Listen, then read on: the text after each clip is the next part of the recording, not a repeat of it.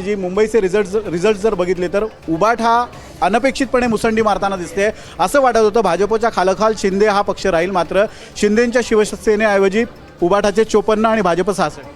आता याच्यात तुम्ही बघा 43-43 या स्लॉटमध्ये हे सगळे निकाल येत आहेत.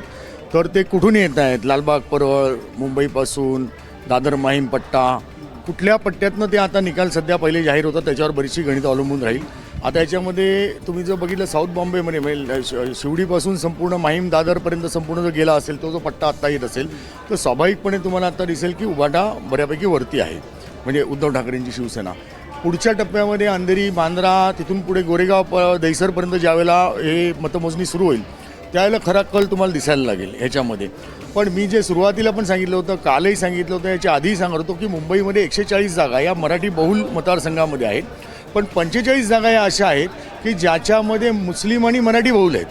तर तो खरा गेम चेंजर राहू शकतो. त्या ठिकाणी मुस्लिम मतदार किती मोठ्या प्रमाणामध्ये कशाप्रकारे मतदान करत आहेत त्याच्यावरही गणित अवलंबून राहतील.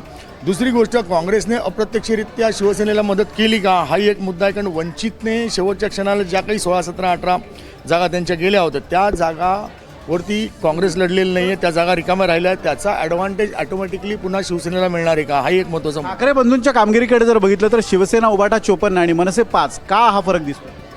नाही, असं आहे की मुळामध्ये मनसेची विश्वासार्हता आपण जर बघितलं असेल त्यांची मतांची टक्केवारी सुरुवातीपासून हळूहळू टप्प्याटप्प्याने घसरत ते जवळजवळ 0पर्यंत येऊन पोचले होते.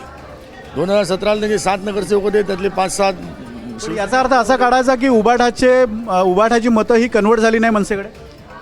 नाही, उभाटाची मतं कन्वर्ट झाली नाही असं नाही होणार. याच्यामध्ये मतं मिळणार. मुळात मनसेची मतं किती होती हा मुद्दा होता. तर मनसेची मतं जर आपण विधानसभा निवडणुकीत बघितली असतील तर ते 26 जागा लढले होते. 4,60,000 समथिंग काहीतरी मतं मिळाली होती. त्यात शिवडीमध्ये बाळानंदकरांना 68,000 मिळाली होती.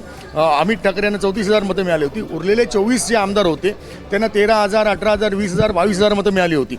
आता 18 मतदारसंघामध्ये